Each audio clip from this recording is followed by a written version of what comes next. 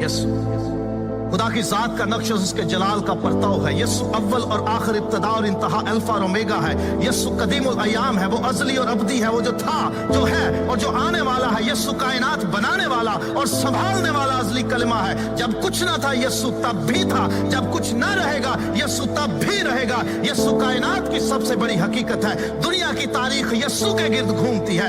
यसु आसमान, जमीन, नबी और रसूलों, फरिश्तों समेत तमाम मखलूकात का खुदाए महमूद है। यसु वो है जो आदम से लेकर यौम अदालत तक हर एक ईमानदार और बरगुज़ीदा जिसका मुंतजिर है और रहेगा। अब्राहम भी उसके दिनों को देखने का मुंतजिर था, इससे पहले कि अब्राहम था। यसु है। यसु बादशाहों का बादशाह, खुदामंदों का खुदामंद है। यसु जलाल और हशमत, कुदरत, दौलत, हिकमत, ताकत, इज्जत, शुक्र, तमजीद, परस्तिश और हम्द के लायक खुदा है। दुनिया में कोई ऐसा तराजू नहीं जो यसु की कुदरत, इख्तियार और अजहद भारी जलाल को तोल सके।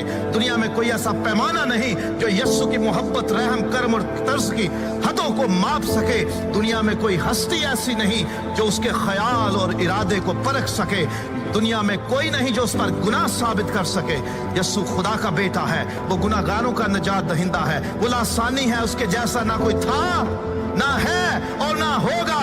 वो कमजोरों की ताकत, गरीब, यतीम और बेवा के हक का मुहाफिज है। यसु आजमाइश में फंसे हुओं का मुस्तैद मददगार है। वो तो आग की भट्टी में इलाहज़ादे की सूरत उतर जाता और बचा लेता है। वो बीमारों को शिफा देता, अंधों को आंखें देता, गूंगे बहरों को बोलने सुनने की ताकत देता, लंगड़ों को चलाता, मफलूजों को बहाल करता, बदरूहों को निकालता, कोरियों को पाक करता और मुर्दे जिंदा करता है। वो कहे तो पानी में बन जाता है, वो हुक्म दे तो समुंदर, तूफान, आंधियां थम जाते हैं। वो कहे तो दरख्त और पहाड़ जगह छोड़ दे। वो गुनाहगारों को माफ करता, वो कैदियों को आजाद करता, वो हिकमत का चश्मा, वो निजात का दरवाजा, वो जिंदगी की रोटी, वो जिंदगी का पानी, वो दुनिया का बदी नूर, वो राह, हक और जिंदगी है। कयामत और जिंदगी वो है। अच्छा चरवाहा वो है जो भेड़ों के लिए अपनी जान देता है। वो अजीब मुशीर, खुदा कादर, अब्दियत का बाप और सलामती का शहजादा है। उसके कहने बल्कि इरादा कर लेने से सब कुछ हो जाता है। उसका जुआ हल्का और मुलायम है, कोई उसका मुकाबला नहीं कर सकता।